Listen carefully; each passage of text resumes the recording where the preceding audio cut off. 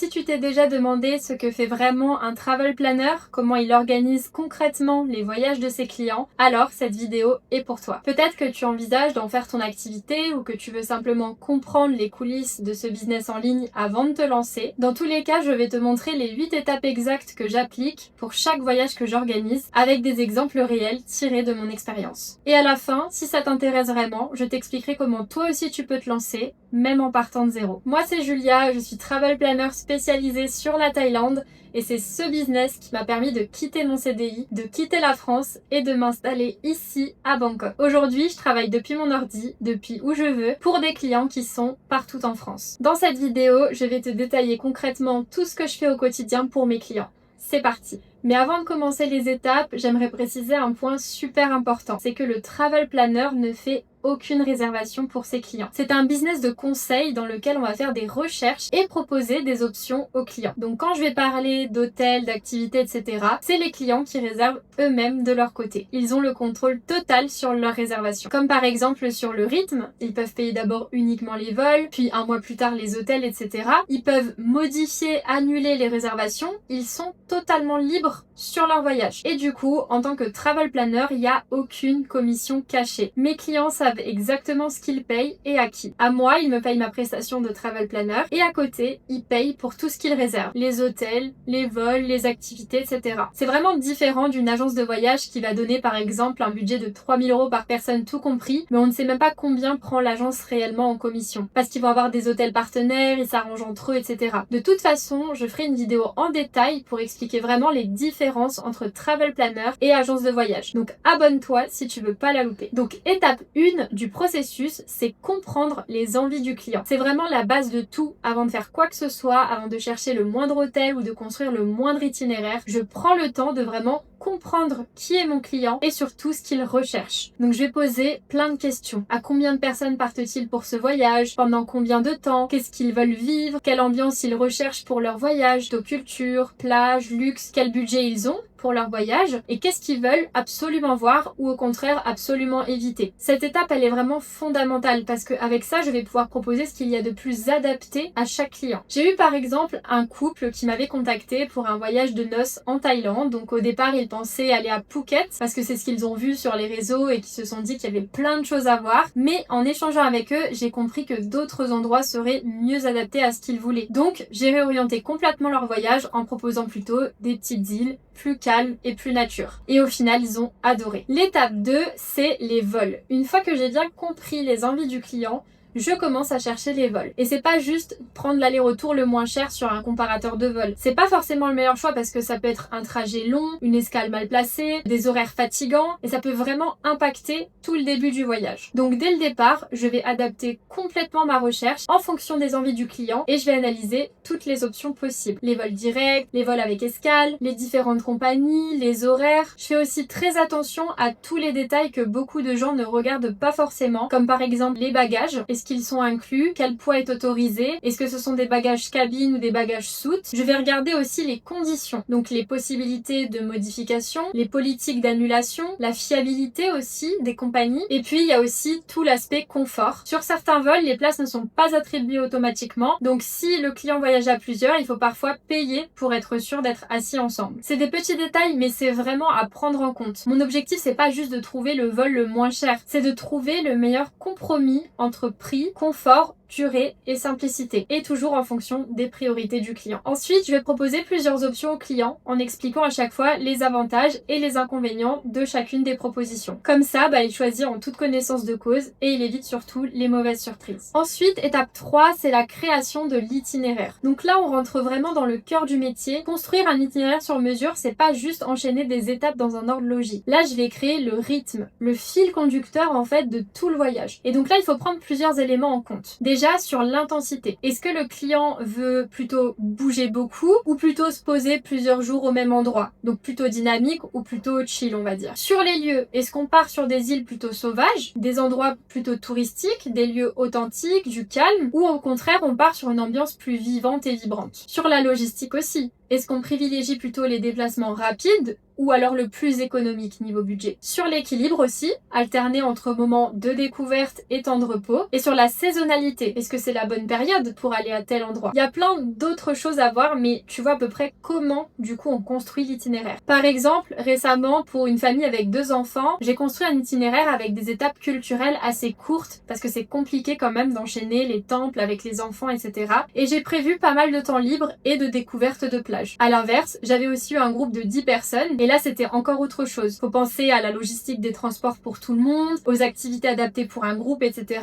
Donc le but c'est toujours de proposer quelque chose de cohérent et qui corresponde aux attentes de chaque client. Et ensuite, quand j'ai construit les grandes étapes, je vais généralement proposer 1 ou 2 itinéraires aux clients. Je prends le temps de tout bien expliquer. Pourquoi on commence ici, qui rend cet endroit plus authentique, pourquoi cette île est plus sauvage, pourquoi celle-là sera plus animée avec plus d'activités. Et puis on ajuste ensemble. On va faire 3 nuits ici, 5 nuits là, jusqu'à trouver le parfait équilibre pour eux. Chaque voyage est unique, c'est ça le vrai sur-mesure. Étape numéro 4, c'est la recherche des hôtels. Donc après avoir validé l'itinéraire, je passe à une étape clé. C'est la recherche des hébergements. Et là, c'est très important, je ne cherche pas les meilleurs hôtels sur Booking. Je cherche les meilleurs hôtels pour ce client précisément. Donc là aussi, il y a plein de critères à analyser. D'abord, la localisation. Est-ce que l'hôtel est vraiment bien placé par rapport à ce qu'ils veulent faire? Ensuite, le style. Est-ce qu'on est plutôt sur des hôtels de luxe ou au contraire plus local? Est-ce que le client recherche vraiment de l'authentique ou alors du moderne? Il faut regarder aussi les avis récents, pas juste la note globale, mais surtout ce que les gens disent concrètement sur le bruit, la propreté, l'amabilité du personnel, etc.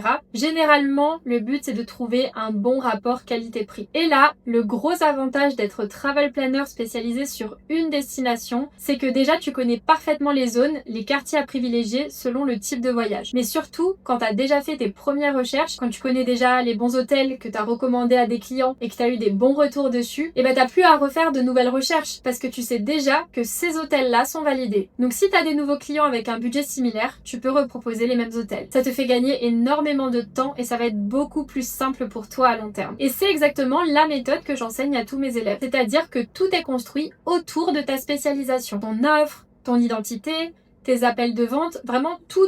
Donc si tu veux devenir travel planner, être libre et travailler depuis ton ordi où tu veux, tu peux déjà réserver un appel directement avec moi pour qu'on définisse ensemble un plan d'action concret qui va te permettre d'atteindre tes objectifs. C'est totalement gratuit et le lien est en dessous dans la description de la vidéo. Pour finir sur les hôtels, l'objectif est simple. Faire le travail de tri et de recherche pour ton client et ne garder que des options fiables et adaptées. Ensuite, je propose généralement 2 à 4 hôtels par étape et pour chaque hôtel, j'explique clairement pourquoi je le recommande. Ses points forts, l'ambiance, pour qui c'est idéal. C'est toujours le client qui choisit et qui réserve ensuite ses hôtels. Moi, je suis là pour lui faire gagner du temps, lui éviter les erreurs et lui proposer des options qu'il aurait peut-être pas trouvées tout seul. Étape 5, les activités et les bons plans. Et là, c'est pas juste donner une liste de choses à faire. C'est aller chercher les bonnes expériences pour ce client précisément. Il y a 2 types d'activités. Il y a celles que tout le monde connaît, le top 5 des incontournables, les trucs touristiques, ce que tu trouves en quelques minutes sur des blogs ou avec l'intelligence artificielle. Et puis il y a aussi d'autres activités, des expériences moins connues, plus locales, plus authentiques, plus nichées. Moi, mon but, c'est de vraiment bien connaître ma destination. Donc j'ai fait beaucoup de recherches et de tri et aujourd'hui, par exemple, je sais exactement quelles excursions éviter parce qu'elles sont trop surcotées. J'ai des super partenaires qui proposent des activités privées incroyables. Je connais des restaurants pépites qu'il faut absolument faire. Je connais aussi les bons plans, les pièges à touristes et c'est exactement là que j'apporte de la valeur aux clients. Je suis pas là à proposer tout ce qu'il y a à faire. Je propose seulement ce qui va correspondre à ce client-là. C'est assez logique, mais un couple en voyage ne va pas vivre la même chose qu'une famille avec des enfants ou un groupe d'amis ne va pas chercher les mêmes expériences qu'un voyageur solo par exemple. Donc concrètement, je leur propose mes suggestions d'activités, ils valident ce qui leur convient et si ça convient pas, on remplace. Le but c'est qu'on affine ensemble parce que même si je connais bien ma destination, ça reste leur voyage. Et mon rôle c'est de m'assurer que ce voyage leur ressemble totalement. Étape numéro 6, c'est les informations pratiques. C'est une partie du travail qui est souvent sous-estimée, mais ça regroupe toutes les infos pratiques que je transmets avant le départ pour que mes clients sachent exactement où ils mettent les pieds. Donc ça va être par exemple la monnaie locale, comment gérer son budget sur place, les vaccins recommandés, les documents à préparer, les assurances, les transports, les habitudes culturelles aussi à connaître, etc. En Thaïlande par exemple, je rappelle qu'il faut se couvrir pour entrer dans les temples. Il n'y a pas tout le monde qui est au courant. Donc voilà, je transmets tout ce que je peux et ça évite aussi des erreurs et des mauvaises surprises. Avant-dernière étape, la 7e, c'est le carnet de voyage. Ça c'est l'étape incontournable, le carnet numérique que je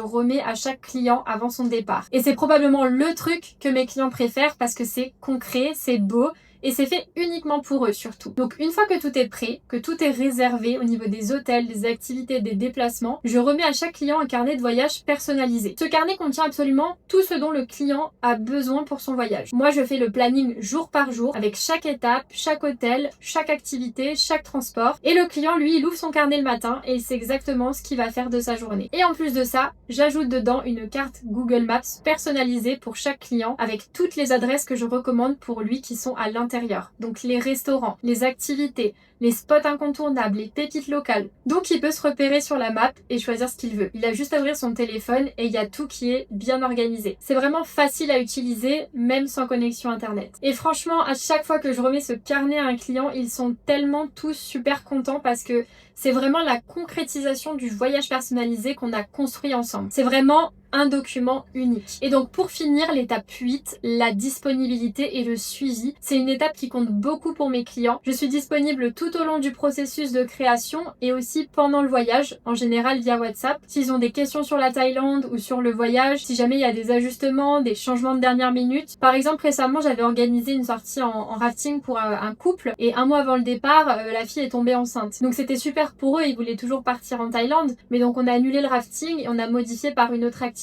On a pu revoir tout le voyage d'ailleurs avant le départ, ils étaient super contents. Je suis aussi disponible sur place, si le client a une question qui n'est pas dans le carnet, il peut m'écrire. S'il y a un souci, c'est pareil. Par exemple, j'ai déjà eu une activité qui a été annulée, une activité en mer, parce que c'était beaucoup trop agité ce jour-là. Et c'est pas grave, le client m'a écrit, on a échangé et puis on a reporté cette activité au lendemain. On trouve toujours une solution ensemble en fait. Et je sais que mes clients apprécient vraiment de m'écrire et d'avoir un interlocuteur unique. Parce que Travel Planner, c'est pas juste organiser des voyages, c'est vraiment toute l'expérience pour le client qu'il y a derrière. Pour conclure, au fond, ce que mes clients achètent, c'est pas juste un itinéraire avec des activités. C'est du temps, des dizaines d'heures de recherche qu'ils n'ont pas à faire. C'est de la sérénité aussi, savoir que tout a été pensé par quelqu'un qui connaît vraiment la destination. Et c'est le sur-mesure, savoir que leur voyage a été construit vraiment pour eux. Et ça, aujourd'hui, il n'y a aucune intelligence artificielle, il n'y a aucun comparateur en ligne, aucune agence qui peut le remplacer. Voilà, maintenant, tu as une vraie vision de ce que fait un travel planner pour ses clients. Si tu cherches un business de conseil lié au voyage qui apporte du positif dans la vie des gens, et si en regardant cette vidéo tu t'es dit c'est vraiment ça que je veux faire, je peux t'accompagner personnellement à devenir travel planner et devenir libre grâce à ma méthode de spécialisation, même en partant de zéro et sans avoir d'audience. Ça te permettra de travailler depuis ton ordi et de gérer ton temps comme tu veux. Pour ça, tu peux réserver un appel avec moi pour qu'on définisse ensemble un plan d'action concret qui va te permettre d'atteindre tes objectifs. C'est totalement gratuit, le lien est juste en dessous dans la description de la vidéo. Donc voilà, si cette vidéo t'a plu, tu peux laisser un petit like, ça m'aide énormément à développer ma petite chaîne, et abonne-toi si tu veux voir la suite. Je vais publier d'autres vidéos sur comment trouver ses premiers clients, combien on peut gagner, comment choisir sa spécialisation, etc. Je te dis à très vite,